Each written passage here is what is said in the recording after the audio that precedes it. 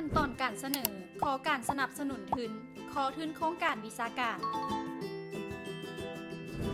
ทสวเปิดรับบทเสนอโครงการ4 ครั้งต่อปีโดยรับในทุกๆเดือนทำอิฐของไตรมาสงวดที่ 1 เดือนมังกรงวดที่ 2 เดือนเมษางวดที่ 3 เดือนกรกฎงวดที่ 4 เดือนตุลาโดยมีขั้นตอนคือดังลุ่มนี้ 1. ตืมข้อมูลพื้นฐานของโครงการตามบทเสนอโครงการเอกสารคัดติด 1. ที่ทสวได้กำหนดแล้วยื่นเสนอหาทสว 2. ทสวค้นคว้าและแจ้งตอบภายใน1 อาทิตย์ 3. ทสว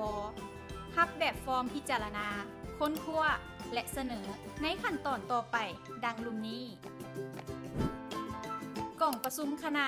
กรรมการประเมินโครงการรายงานผลกล่องประชุมทสวแจ้งตอบผ่าน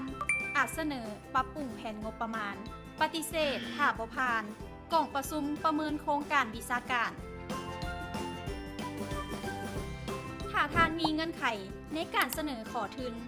สามารถเข้าเว็บไซต์เพื่อศึกษาข้อมูลและดาวน์โหลดเอาแบบฟอร์มโดยการสแกน QR Code หรือสนใจสอบถามข้อมูลได้ที่เบอร์ 030 5386 675